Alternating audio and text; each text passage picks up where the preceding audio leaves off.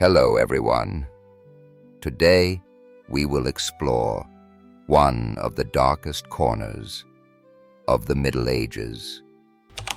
A world where just one careless word or a misplaced glance could decide the fate of a life.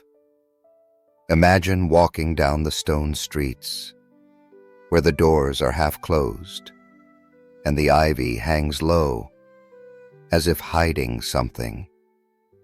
In that world, treason was like an invisible trap, waiting for anyone, anywhere. There was no need to raise a sword against the king. Sometimes, just a careless comment was enough to pull someone into the grip of judgment. The echo of distant bells from the castle reminded people that another has just been sentenced. Strangely, that person might have been a neighbor, a friend, someone familiar. But in a world ruled by fear, familiarity was worth very little. Treason wasn't always rebellion. Sometimes paying taxes late, owning forbidden items, or helping a foreigner could be enough to call it a crime. Even silence during public ceremonies might be taken as evidence. In dark, damp taverns, rumors slipped through the air. Someone might be accused, based on the drunken words of a man they had never met. Someone might vanish after visiting the market, and no one would know where they went. But everyone understood that when someone goes silent, they probably won't return. The guards' boots left heavy footprints on the wet stone roads. They patrolled quietly, hands brushing the hilts of their swords, as if anyone could be the next one. Some asked, "How can I prove my loyalty?" The answer was painfully simple. You couldn't. Even complete loyalty wasn't enough if someone wanted you gone. Trials were held quickly in simple courtyards. Accusations were read out in a dry, emotionless tone. There didn't need to be clear evidence. No solid witnesses. One accusation was enough. Many people were sentenced without even knowing what crime they had committed. Some chose to confess, just to end the questioning sooner. What happened inside those cold stone rooms was rarely spoken aloud, but the pain that lingered afterward needed no detailed description. On the edges of the square, small children watched in silence. They learned to fear early. Mothers quietly pulled their children away, keeping them far from the guards, as if trying to hide them from fate itself. Have you ever seen those days, when the sun couldn't break through heavy clouds? Those were the days when everyone still had to gather, had to bow their heads, had to agree with the sentences.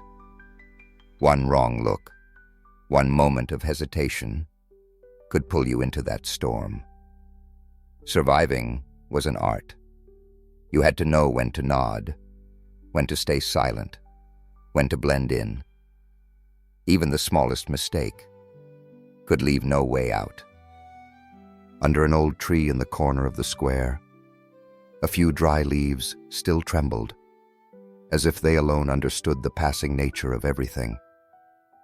If someone asked whether honesty could survive in such a world, perhaps very few would dare to answer. Because in that world, sometimes honesty was not a shield, but a road straight to the edge. In the distance, the sound of cartwheels echoed on the stone streets. Another day had begun. Another story was ready to unfold. The morning still lingers with thin layers of mist, slipping through the old roof tiles, clinging to the walls with a damp chill. No one mentions yesterday. No one dares. The trials of treason have passed, but in the air, the echo of bells and the lowered eyes still linger. There are things that can't be said. Belief isn't always something easy to prove. When treason was judged by suspicion, people began to watch something else. Those who dared to question the eternal, those who quietly asked about things everyone believed. Who were they? Sometimes just people who read strange books, who listened to different stories, or simply stared too long at a statue. That difference, in that time, could crack the foundation of society. Stone houses stood silently on the town's edge. The scent of incense from morning prayers still floated gently in the wind. Some walked quickly through narrow alleys, avoiding conversations that might bring trouble. Not everyone dared to stand close to those suspected of heresy. Opposing didn't always mean open resistance. Sometimes just silence when you should have nodded was enough to draw attention. Some were accused, simply for not attending enough ceremonies, for blank stares during sermons, or simply for not remembering prayers correctly. In empty squares, trials were hastily set up. There were no debates, no defenses, only accusations read like rituals. Anyone who opposed, who doubted, who spread different thoughts, could be called by name. Sometimes, resistance didn't need to be spoken.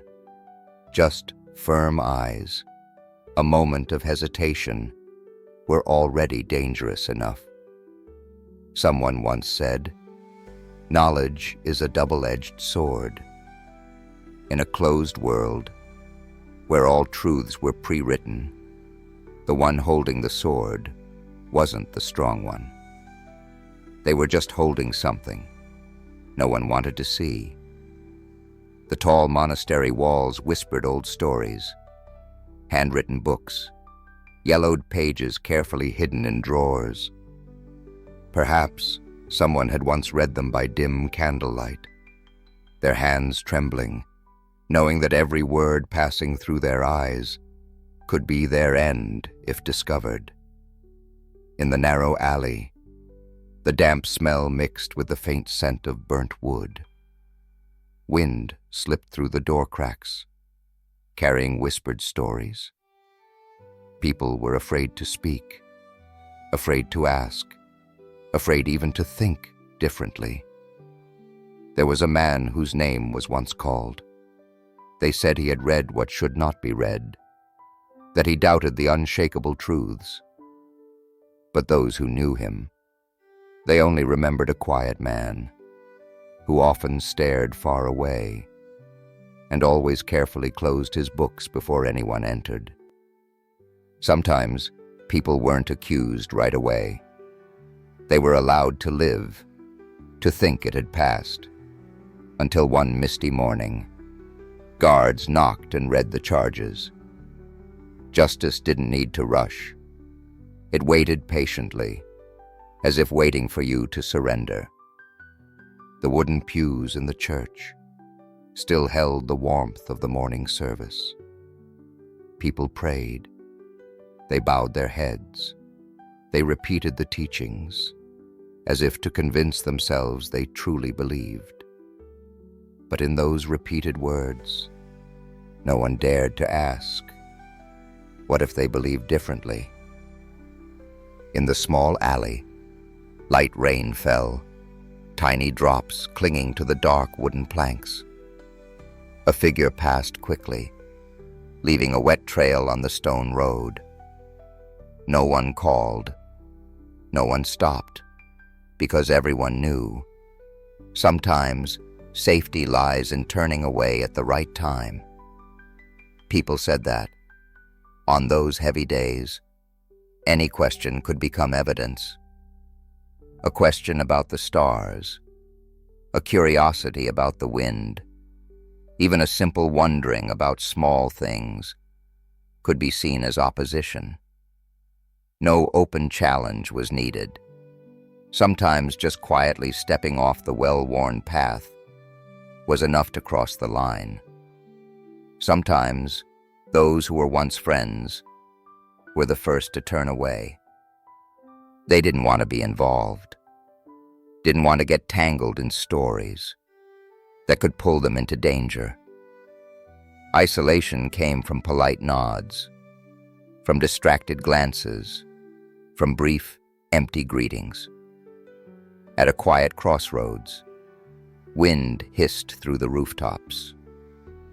In the thin mist, the outlines of trials still seemed to linger on the worn stone streets.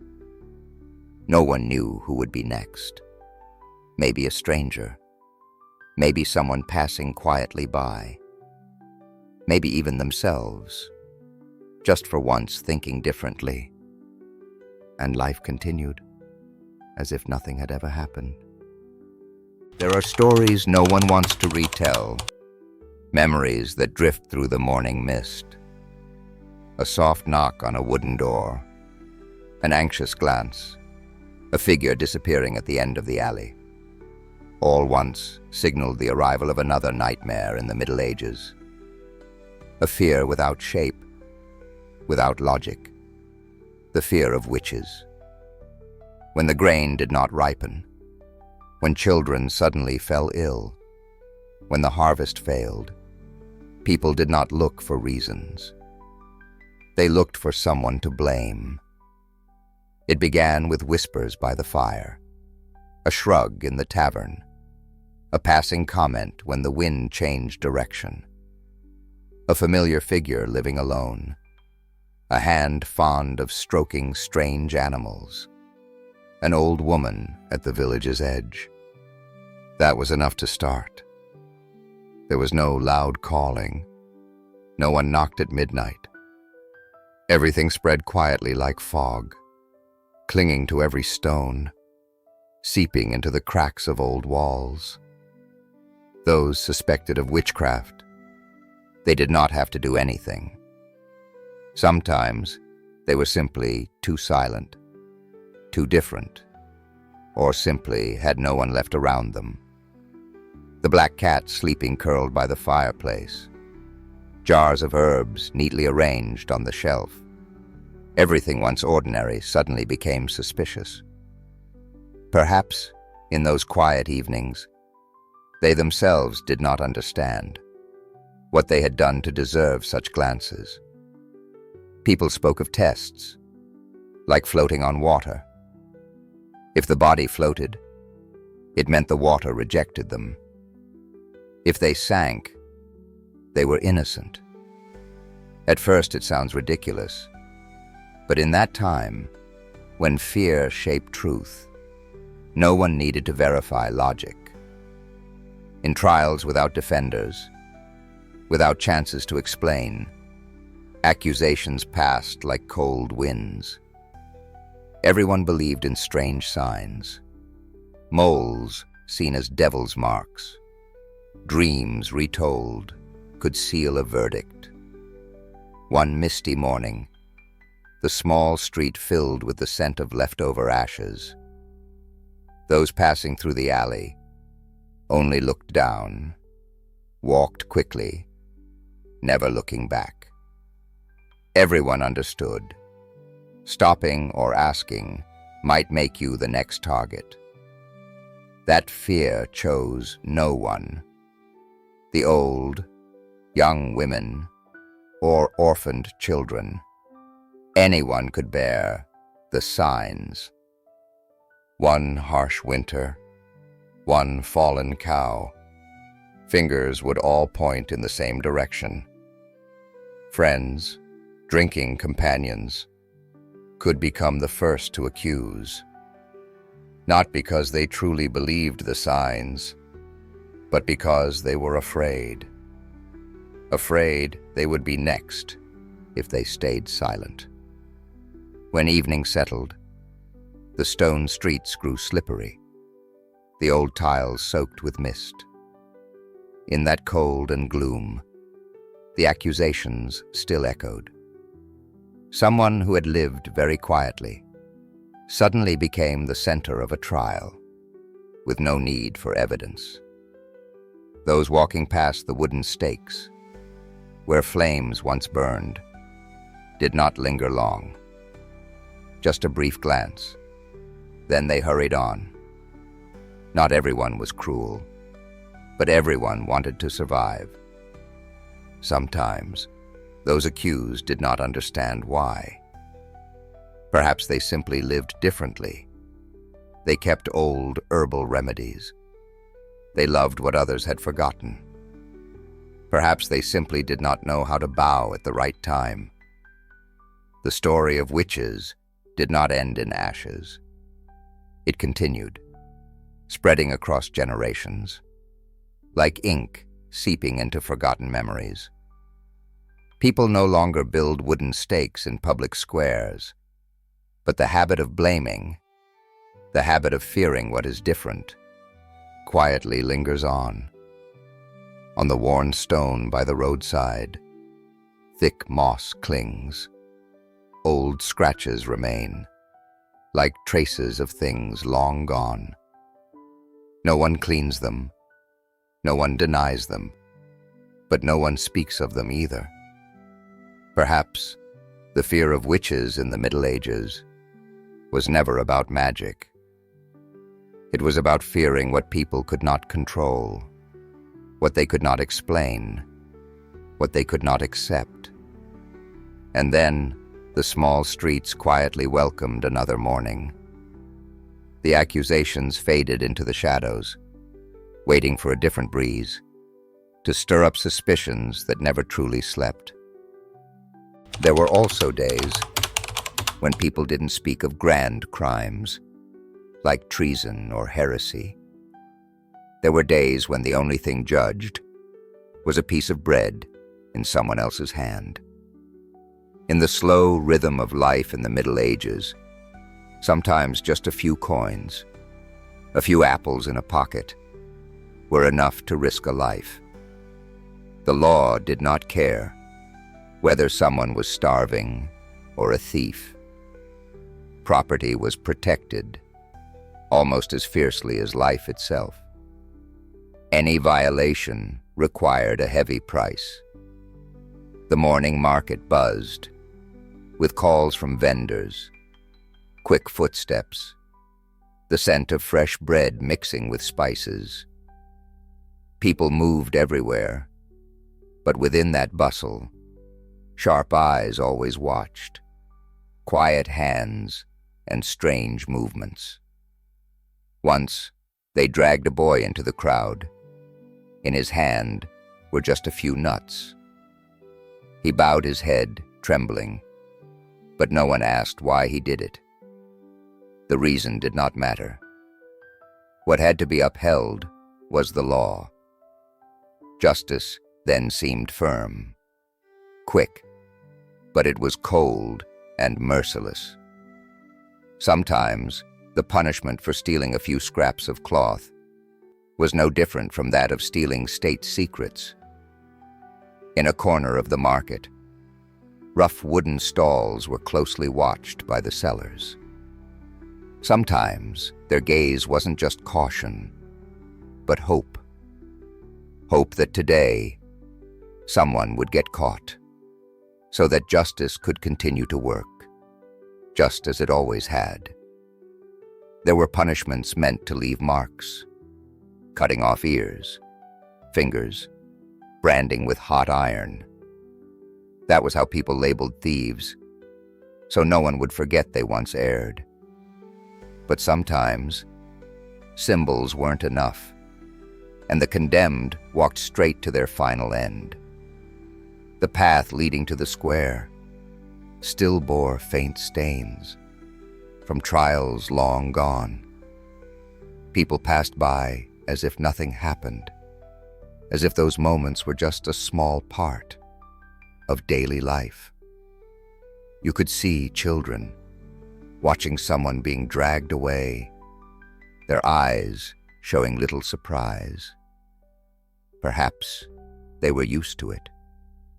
Perhaps it was their first lesson about law and justice.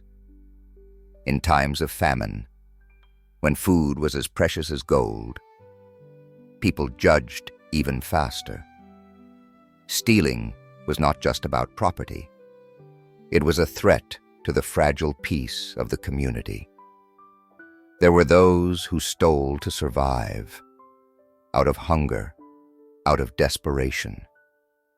But at those trials, no one mentioned the reasons. As long as you committed the act, that was enough. The winding alleys, where sunlight barely reached, often witnessed those quietly dragged away. There was no need for loud noise, no need for farewell words. People had grown used to staying silent when someone disappeared. Sometimes, those who stole just a handful of flour suffered the same fate as those who committed grand frauds. The line between major crimes and petty ones seemed to vanish when punishment was decided by the anger or the fear of the community. On the cold stone slabs, scratches overlapped each other, maybe from old chains, maybe from those who once held on tightly in a hopeless effort. Whatever it was, those marks remained there, like unsaid words. No one knew, after those trials, where people went, who remembered, who forgot. People just continued living, continued trading, continued watching, and sometimes continued pointing when someone quietly left a stall with something that didn't belong to them. Some once stood in the crowd, silently watching others being judged. And then one day, they themselves were dragged along the same path. Justice has no memory, but society remembers very well who did what, who stayed silent. When night fell, the stalls were packed away. Footprints faded under the evening mist. Only the silent stone slabs remained, the damp walls, and the stories that continued to whisper with each passing breeze. Not everyone was judged for great crimes. Sometimes just for a small piece of bread. Every road eventually leads back to peaceful afternoons, when the bells no longer ring to announce sentences, when the guards' footsteps have left the square, only the sound of the wind, softly brushing the old stones, remains.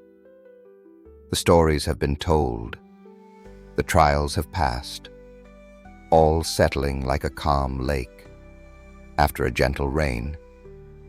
What lingers after those sentences? Perhaps silence. A silence so thick, so deep, as if the whole town has learned to accept what happened, learned to continue living without looking back. You realize that in the flow of history, people often choose fear over understanding. They feared traitors. They feared heretics. They feared witches. They even feared thieves. But what lies behind those fears?